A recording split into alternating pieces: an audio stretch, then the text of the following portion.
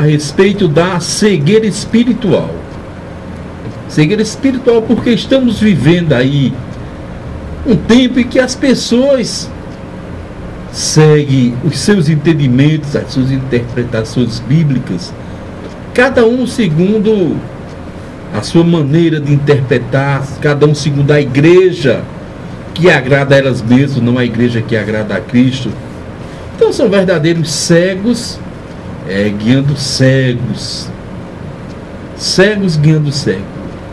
E isso porque quando se deixa Cristo e começa a viver uma religião, acreditando que isso é a resposta espiritual para a crise espiritual, para a salvação, certamente dá errado. E quando falo em religião, talvez alguém pense que eu queira discriminar alguma fé, mas eu começo e termino também pela comunidade evangélica. Tem muitos crentes religiosos, com suas tradições, com as suas limitações, esses estão aí dentro do grupo. Então a religião em si, ela não pode fazer nada por ninguém. Agora Cristo é Salvador. E quando nós nos referimos à religião, a ligação que ela trata-se de espiritual, aí é outra coisa. Mas enquanto isso, as pessoas estão seguindo aí nessa cegueira, nessa falta de entendimento. Motivo pelo qual o livro de Provérbios, capítulo 4, 25, traz a seguinte citação: os teus olhos olhem direito e tuas pálpebras, digo melhor, diretamente diante de ti. Por que houve essa recomendação para que os olhos olhem direito? É porque tem muitas pessoas vendo errado. Tem muitas pessoas vivendo a Bíblia de maneira errada. É aquele velho ditado popular: nem tudo que reluz é ouro. E nem todo local que se fala de Jesus Cristo é dele. Domingo passado falava aqui na nossa programação a respeito de um local onde recebia-se umbandista, espírita, católico, evangélico. Todos que iam lá iam falar de Deus. O verdadeiro ecumenismo, isso não é bom. Com Jesus não tem mistura. Ou é crente ou não é. Ou é crente, não é porque fala o nome de Deus, não é porque testifica alguma coisa que é de Deus. O diabo, ele vem maquiado, vem camuflado, e as pessoas caem nas armadilhas dele, digo melhor. E as tuas pálpebras olhem diante de ti. Observe que é uma grande recomendação, que os teus olhos olhem direitos. E quando faz menção desses olhos, os olhos espirituais. Lógico, se uma pessoa olhar, vai ver o que está na frente, o que está de lado, de acordo com o direcionamento da sua vista, ou para onde você queira olhar. Mas a Bíblia faz menção aqui no sentido metafórico. Tem teus olhos direito, aonde tu estás, a quem tu estás servindo. Porque as pessoas veem tudo, as pessoas no mundo, mas não vê Jesus Cristo. Então não está fazendo nada. Não está fazendo nada na sua vida material e espiritual, porque aqui tudo vai passar. A vida é bem rápida, a Bíblia diz que é como sopro. Interessante, eu fiz aqui uma pequena anotação, que há algum tempo eu vi de uma pessoa deficiente visual. Eu escutei esse testemunho dela, ela era cega, lógico, dizendo o seguinte, ela é evangélica. Ela disse: a escuridão da cegueira não consegue apagar o brilho da glória de Deus na minha vida. Olha que grande citação, dizendo, as trevas, a escuridão que eu vivo não apaga a glória de Deus. E a gente vê tantas pessoas que enxergam bem, que vê bem, mas não há vida, não há glória, não há o fulgor da graça de Deus na vida. Estão ali até visualizando, mas o interior vive em trevas, voltados às idolatrias, ao espiritismo, à luxúria, que está ligada aos pecados de ordem sexual, aquele que nós temos tanto combatido aqui. Temos trabalhado no ministério acirradamente para tentar amenizar o impacto, tentar mudar a mente das pessoas, não é um esforço em vão. A palavra de Deus não volta vazia, mas é um ministério árduo. E as pessoas ali muitas vezes estão vendo as coisas, percebendo, mas o mundo espiritual, o mundo interior está em escuridão. E uma pessoa cega dizer que a cegueira dele, a escuridão não pode apagar a glória, o brilho de Deus na vida dessa pessoa. E a verdade é que milhões de pessoas, milhões e milhões de homens e mulheres enxergam, mas andam na escuridão espiritual. Bom é quando a gente pode ver biologicamente e ver espiritualmente, ter as duas visões, saber interpretar, conseguir ver as coisas de Deus. O salmista foi enfático, olha como é interessante, porque um dia faz declaração a outro dia, uma noite para não ser outra noite, sem voz, sem fala, faz ouvir a sua voz.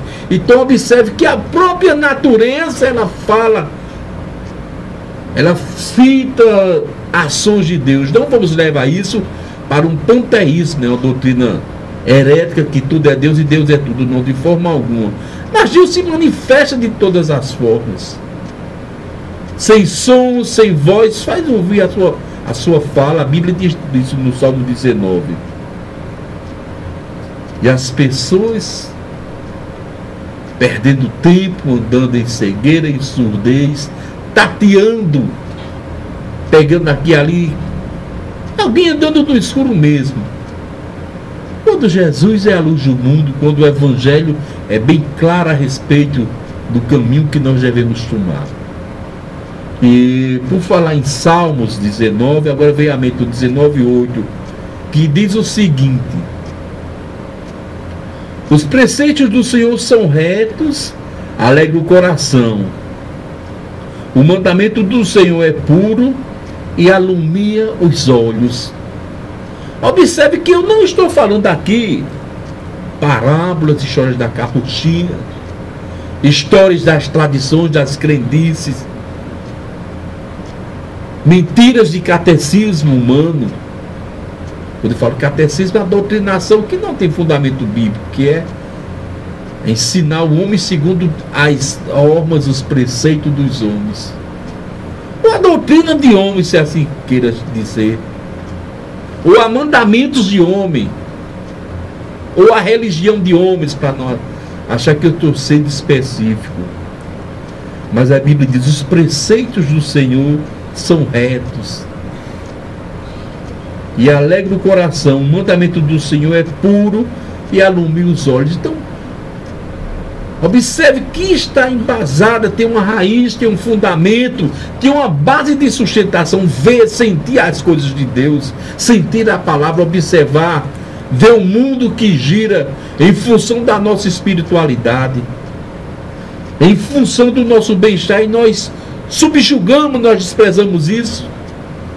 Preferimos andar à noite, às escuridão. E a Bíblia diz: a noite vem quando ninguém pode trabalhar. Você pode até produzir, mas não é um bom fruto.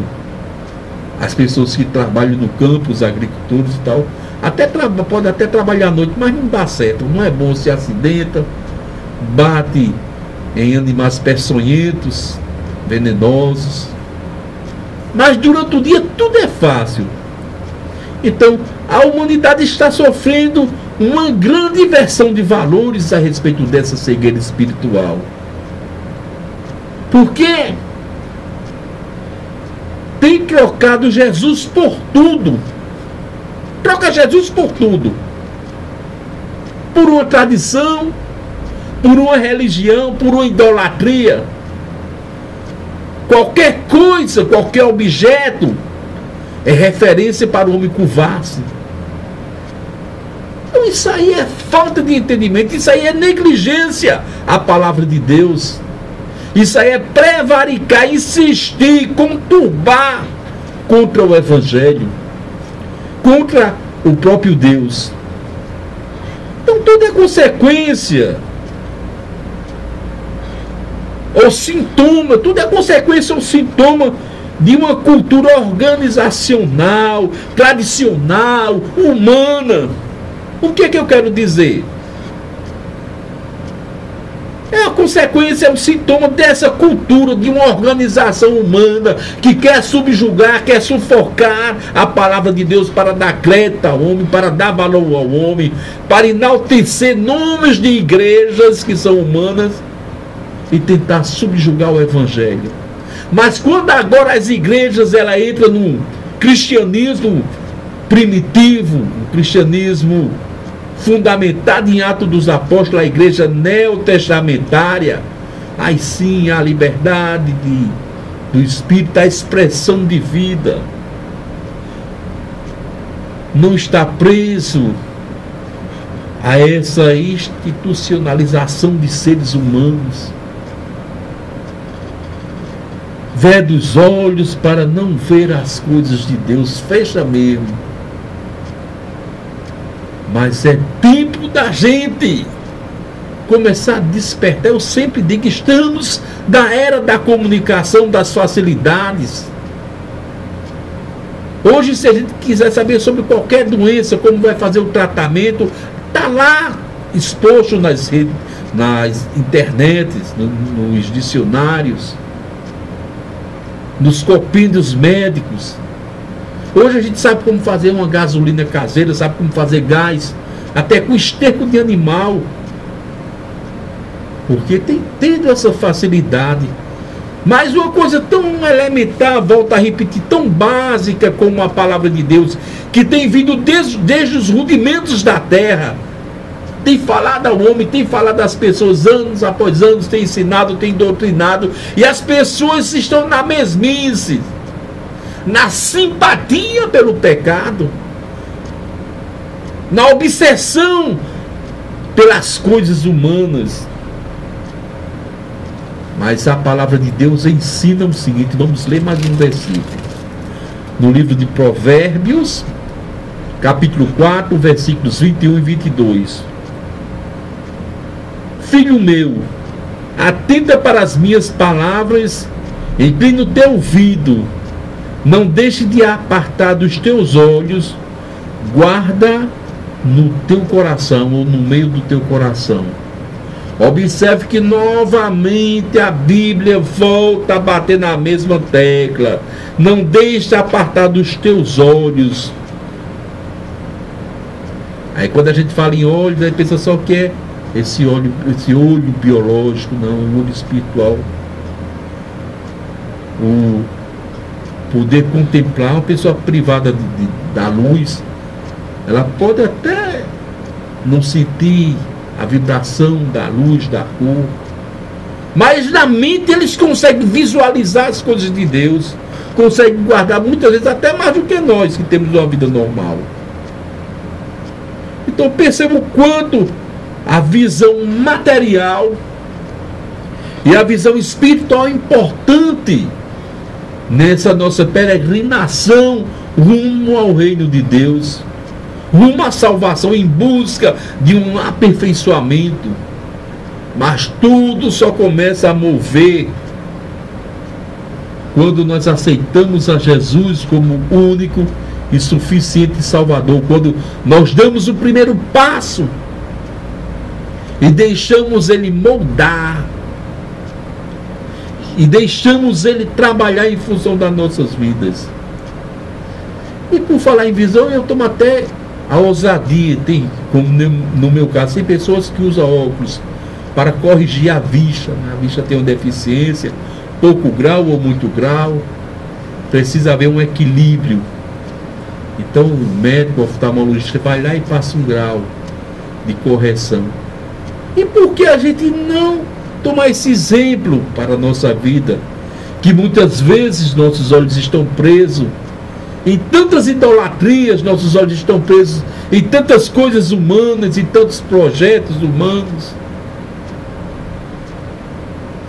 em coisas que vão passar, quem sabe Deus não faça uma correção desse jeito. Eu acho que Deus não vai botar um óculos espiritual, apenas uma forma de linguagem, uma forma de expressar o que Deus pode fazer na nossa vida, o que Deus pode fazer no nosso âmbito espiritual. No Antigo Testamento, Tem um homem chamado Jó. A Bíblia diz que Jó era íntegro, oferecia sacrifícios a Deus de contínuo, todos os dias, com medo dos filhos ter pecado, com medo de alguém na família ter errado o caminho, ter distorcido. E a Bíblia diz que toda madrugada ele levantava e oferecia um sacrifício de libação a Deus, de arrependimento, de reconciliação. E se a gente ler todo aquele livro de Jó, vamos dizer que o homem era íntegro, o homem tinha uma vida pautada. Eu não posso me comparar nem a 5% das virtudes daquele homem. Mas se uma certa feita, quando Deus começou a ensinar algo a ele, eu costumo dizer isso com base em os sofrimentos, as dores, as perseguições, é Deus nos ensinando algo, é a escola de Deus, para a gente mudar de nível, passar para um nível maior, para crescer espiritualmente. E se fôssemos ler o livro de Jó, íamos ver que os filhos dele morreram, um fogo do deserto consumiu a casa dele, consumiu os animais, os ladrões levaram outra parte do rebanho e Jó ficou ferido, chagas. Todos conhecem essa história. Um homem que tinha comunhão com Deus, um homem que tinha intimidade com Deus. E no capítulo 42, já no finalzinho do livro, 42:5, quando ele passou pela escolinha de Deus, homem que nem precisava, mas Deus queria ensinar algo a ele, como quer nos ensinar algo. 42:5, o mesmo homem que tinha intimidade com Deus, que vivia adorando a Deus, escreveu o seguinte: antes eu te conhecia só de ouvir falar, mas agora vejo com os meus próprios olhos. E Jó aqui não viu Deus, não. Ele viu o mover de Deus, viu o trabalhar de Deus. Então observe, se um homem desse que adorava a Deus, que vivia com Deus, que conversava com Deus, que chegou ao ponto de Satanás dizer: olha teu servo Jó, e acusou ele, depois da escola de Deus, eu só conhecia de ouvir falar, hoje estou vendo. Então é essa lição que nós devemos aprender. Talvez até esse momento você ouviu falar de Deus, você andou com a Bíblia, você foi ao seu ritual, ao seu culto, à sua liturgia, mas não sentiu nada porque só ouviu falar. É como um acidente que tem acontecido por aí. Aconteceu isso, eu ouvi falar, um carro bateu, ou alguma coisa que também não seja trágica, uma notícia. Mas quando nós somos testemunha, quando nós passamos pelo processo, a gente vê é diferente. A gente tem aquela experiência. Então o mal da humanidade e o agravante de Alagoa Nova é que mais de 80% das pessoas só conhecem Deus de falar. Porque o pastor fala em Deus, porque o padre fala em Deus, porque o irmão da liturgia fala em Deus. Mas nunca teve uma intimidade, nunca aceitou Jesus, nunca sentiu a presença de Deus. E nem tampouco dos santos de barro. Ora, se Deus não se manifestar, como essas coisas podem se manifestar? Aí é espiritismo, aí é satanismo. É satanismo. Se você sentir uma sensação estranha nessas coisas, o mundo diz é um mal assombro, né? Mas essas pessoas não têm intimidade com Deus, escuta falar, lê, canta, levanta a mão, baixa as mãos, mas vive secas, vive vazias, vive sem expressão espiritual. Não tem nenhuma experiência com Deus. Mas aprove o Senhor que depois dessa pregação, cada um começasse a ver as coisas de Deus, começasse a contemplar Jesus Cristo no Calvário, começasse a visualizar Ele derramando a sua última gota de sangue. Porque o que as pessoas veem normalmente é um boneco pregado numa madeira com um sangue lá pintado, que não promove nenhuma emoção espiritual, que não provoca nenhum sentimento. Ora, quando a gente vê um ser humano machucado numa estrada com um acidente ou com qualquer coisa, a gente vê as chagas dói. Agora imagina o nosso Cristo comece a quebrar, a perder as escamas espirituais e começa a visualizar Deus. Diferente desse boneco de barro tradicional que não promove nada. E as pessoas fazem tanto da marmota, tanto do preparote, e quando chega perto, mas não estão sentindo nada. Agora, um humano dilacerado, um ser humano cortado para as nossas entranhas se condoer, a gente sentir pena, sentir dó. Então começa a visualizar um Jesus Cristo machucado, morto, ferido, mas também começa a visualizar um Jesus Cristo que ressuscitou, um Jesus Cristo que se levantou do Calvário, um Jesus Cristo que disse: está consumado, porque todo o poder foi me dado no céu e na terra. Se você passar para esse nível, se você passar para esse padrão, você vai ver coisas diferentes. Você vai começar a se envergonhar da vida que tem. Você vai começar a se envergonhar da fé que você abraçou. Porque você vai perceber que essa fé é vã. Essa fé é sem expressão. Essa fé não vai lhe levar à salvação. Que quem lhe leva à salvação é Jesus Cristo. Essa aí é a maior segredo, você não entender. Foi necessário Jó passar por uma experiência. Aí eu pergunto agora a você: você quer passar por essa experiência também? Você quer ficar ferido? Você quer perder um ente querido para ter essa experiência, fazer com já? Eu só conhecia Deus de ouvir falar, mas agora eu estou vendo como Deus é maravilhoso. Eu mesmo não quero esse tipo de coisa. Deus mandar fazer o quê, né? Mas eu não quero. Então muitas vezes nós passamos por sofrimentos, por agrura, porque deixamos que a cegueira, deixamos que as cortinas escuras, sujas, tenebrosas, cebosas de Satanás fechem os nossos olhos espirituais.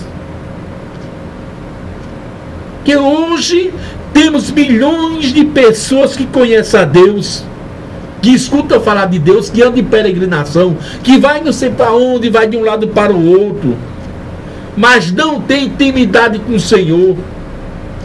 Porque se tivesse, se realmente visse as coisas de Deus, não fazia essas besteiras, não perdia tempo com coisas vazias, com coisas banais, ganhava tempo orando, ganhava tempo conversando com o Senhor, ganhava tempo glorificando ao Senhor, ganhava tempo se dobrando ao Senhor e dizendo: Senhor, só Tu és Deus. Não consegue ver as maravilhas que Ele tem feito na face da terra. Por quê? Porque as invenções de homem, porque as mentiras, porque as tradições, muitas vezes até de pastor, engana essas pessoas. Eu vou abrir um precedente e contar. Essa semana eu vi um depoimento de Macedo, quando a emissora criticou ele, dizendo que ele era o pastor mais rico do Brasil. Ficou aí nas redes sociais e ele começou: não, eu fiquei sem dormir, eu fiquei indignado porque disseram isso de mim, eu não aceitei isso porque disseram isso de mim. Disseram que eu era o pastor mais rico do Brasil, mas é mentira, eu sou o pastor mais rico do mundo. Aí a igreja de bobão, tudo achando bonito, roubando o povo, tomando a fé do povo. E os bestas ali enriquecendo bandidos, enriquecendo ladrões. Por quê? Porque não tem experiência com Deus.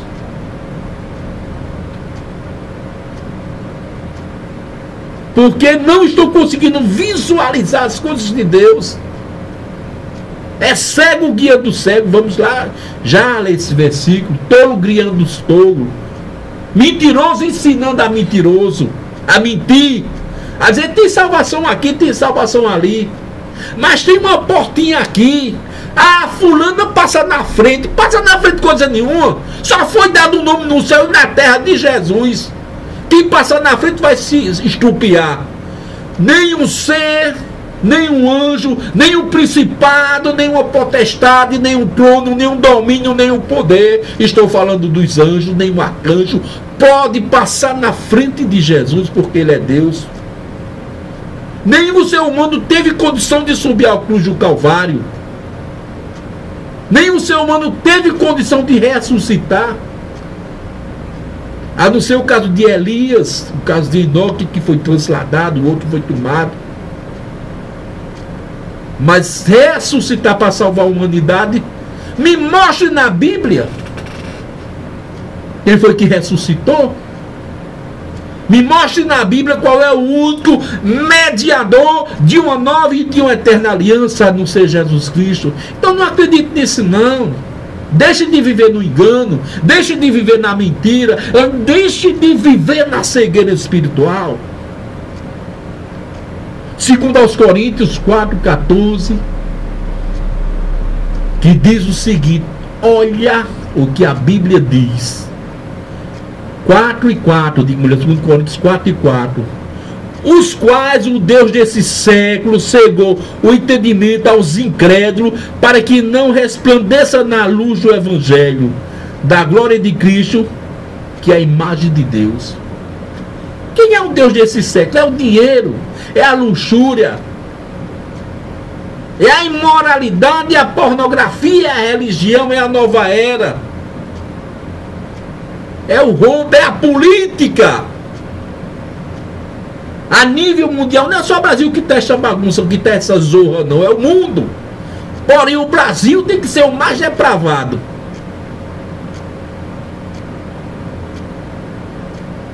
Político, satanista, herege, ateu, blasfemo, idólatra, é tudo no mesmo nível, no mesmo par. Falsos pastores, políticos, não tira um nos dias atuais.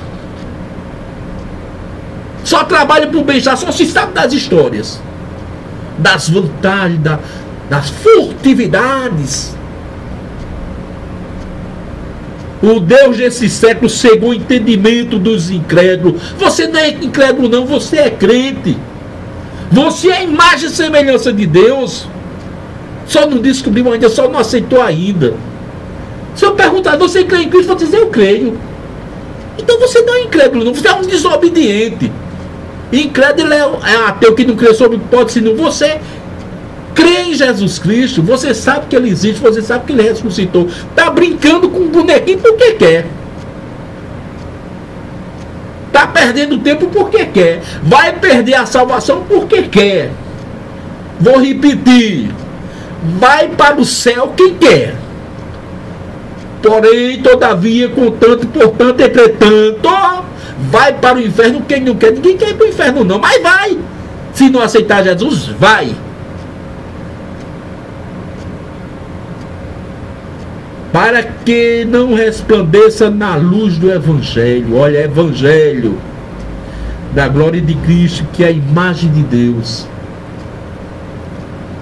E terminando, Lucas capítulo 6, 34, 39, 6, 39.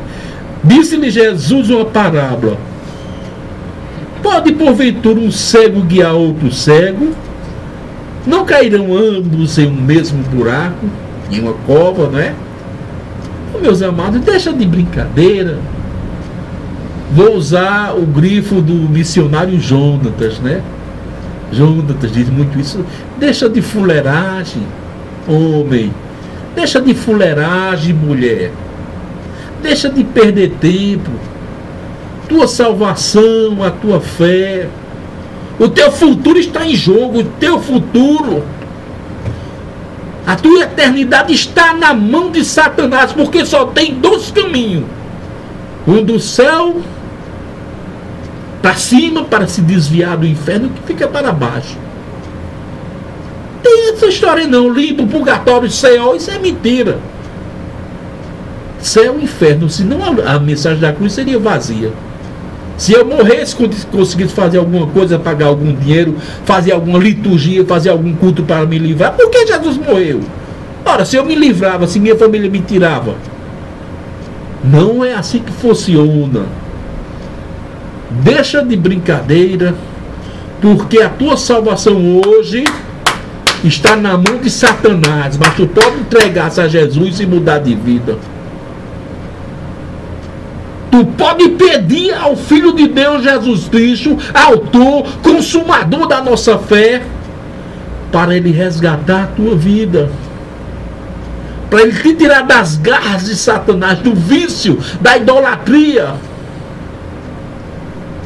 da politicagem, do crime, e te colocar no lugar de honra na presença de Deus. Vamos orar. Senhor Jesus, nós te agradecemos porque nos deste uma bênção especial nessa tarde de estarmos aqui glorificando e enaltecendo o teu nome, pregando a verdade absoluta do Evangelho.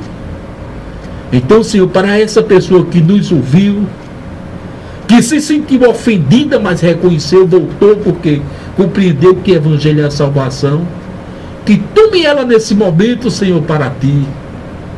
Que escreva o nome desta pessoa no livro da vida, Senhor, e que ela possa buscar uma igreja evangélica, ela possa se desprender, possa confirmar esse pacto que foi feito no dia de hoje, Senhor, à noite em uma igreja evangélica, testificando que só o Senhor é Deus, que te aceita como o único e suficiente Salvador.